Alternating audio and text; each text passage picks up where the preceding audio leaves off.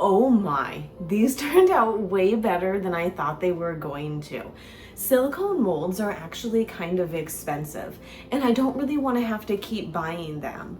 I mean, one silicone mold is fine, but you never just use one silicone mold. You have an idea, and for every idea, whether you're making soap or candles or anything like that, you need a new silicone mold. So I thought in this video, I would show you how to make your own silicone mold step by step, and you can make a whole slew of silicone molds for less than the cost of one. In this video, I'm going to show you how to make a coffee bean silicone mold. And I'm going to show you all the way from the beginning. I know in previous videos I left out the making of the box, which I guess is a pretty important step. So we'll go ahead and start there. I like to start out by just laying the coffee beans out. You don't have to be exact, but I just kind of want to see how big of a mold I need to make. So for this one, I'm going to go ahead, I'm going to get a rough idea, and this is, I don't know, 2 by 3.5 inches. Now, just to be clear, the exact dimensions don't matter. I'm just giving you a rough estimate of what I'm doing here so you have an idea. You can make this way bigger, you can make it smaller, however you want to make it. I mean, I wouldn't make it much smaller than what I made here, but you have complete flexibility. So I'm just going to cut out the base, and then from here, I'm going to go ahead and I'm going to cut the sides out. Now, you probably want the sides to be an inch, 1.5 inches deep. In order to make your mold, you need it deep enough to be able to pour the mold in there. So better to make it a little bit too deep than not deep enough. So at least 1 inch deep.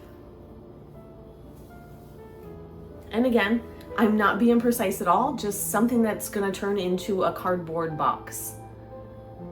For the cardboard, what I'm doing is I'm using, this actually comes in the cat food box. You can use whatever you want. Like I would think a cardboard, like a cereal box or the cat food box, that type of cardboard is gonna be the easiest to cut and make a mold out of, versus like the thicker boxes might be a little bit harder to cut.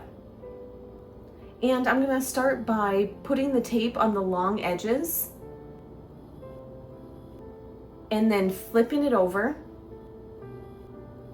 and just attaching the sides. And then I'm going to go ahead, I'm going to attach the 2 shorter sides. Now there's no secret sauce here. Again, it doesn't have to be exact. My lines aren't cut very straight. Just want to make it into a box shape.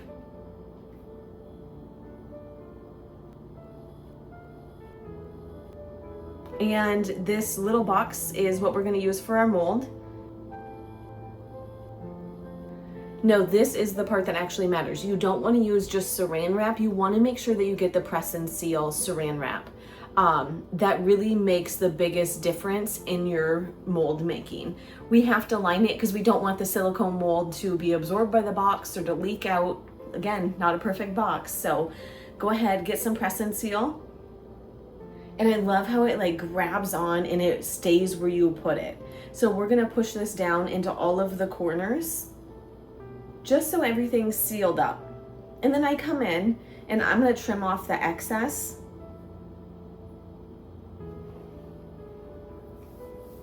And you wind up with a box just like this. So now we're going to go ahead and we're going to pick out the coffee beans that we want to use.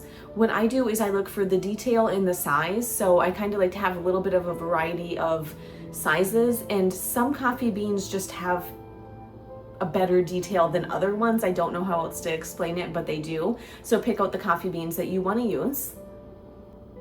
So what we're going to do is we are going to go ahead and we're going to place the coffee beans, and we do this with a dollop of hot glue. And you're going to take the smooth side of the coffee bean and glue it to the box, right? So we want the detail side to be face up because that's going to be the side that the mold is made out of, right? Don't glue it with the detailed side face down. Now, in between each bean, we're going to leave a little bit of space, right? So we can't have them too close together or the mold will probably break. So at least like a finger width apart. Now, these don't have to be perfect. You can peel the hot glue up and like kind of move them if you need to, but be careful not to tear your press and seal. Once we have all of our coffee beans placed, as you can tell, there's like a finger width between the sides of the container and the coffee bean. and there's a finger width in between each coffee bean. So there's enough room in between all of them. Now we're gonna go ahead and we're gonna mix up our silicone. The silicone that I'm using is equal parts A and equal parts B. So it makes it really easy just to measure out how much of part A, say you're using 30 grams, then you just measure out 30 grams of part B. And we're gonna put them in a container together and mix them very well. This is where I like to take my time. I'm not messing around and not giving it a good mix and having it be messed up. So take your time, really give it a good mix. I like to use containers that I can throw away. So I'll mix it up with a popsicle stick in a little plastic container so I don't have to worry about washing it out. And then we go ahead and we pour this into our mold. Now this is where you want to be super, super careful.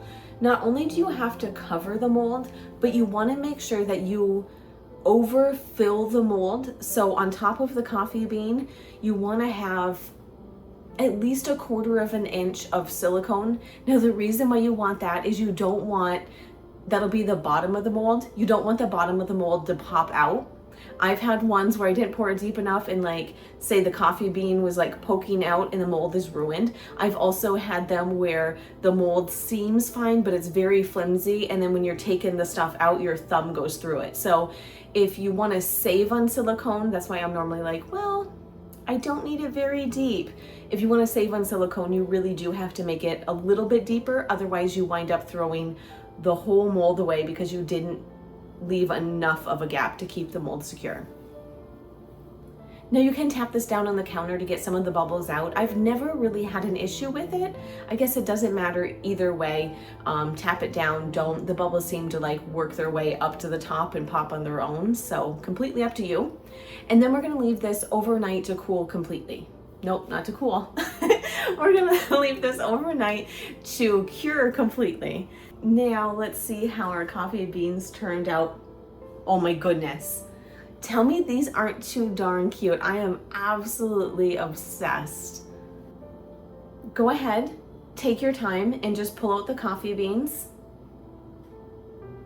Now, if you want to, you can come in with a pair of scissors and trim off any of like the straggly silicone and then kind of, I don't like the part where the silicone like went over top of the coffee bean. So I come in with the scissors and I just trim that little bit out too, just to give me a better mold.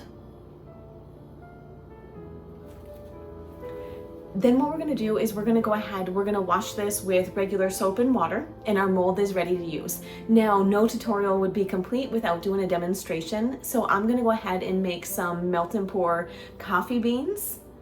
So we will just go ahead, we'll heat up the melt and pour soap, mix a little bit of mica in there and pour it into our molds. Now, the thing with these molds is you don't want to over pour it because then the over pour doesn't look as good on your bean.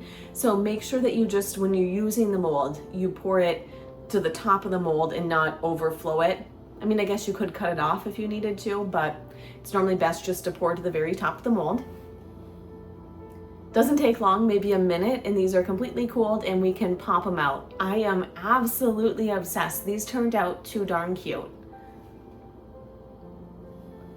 And honestly, this is way more economical than buying molds. Like I was saying in the beginning of the video, it's fine to buy like 1 or 2 molds, says the woman who has like an entire, I don't know, like, you know, those storage containers with all of the drawers. I have a full one of those of nothing but molds, but they can get very, very expensive. That's why I decided to start making my own, kind of for a couple of reasons. A, I think they get very expensive when you're buying 50, 60, 70 molds because you have all of these great ideas.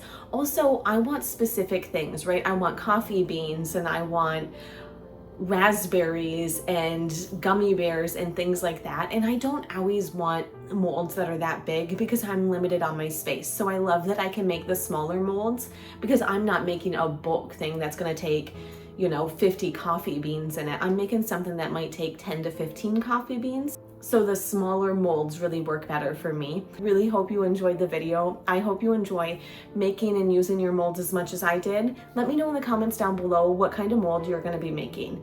And if you haven't done so already, be sure you hit the like and subscribe button down below. And I do have more resources available over on my website, which is summerrain.website.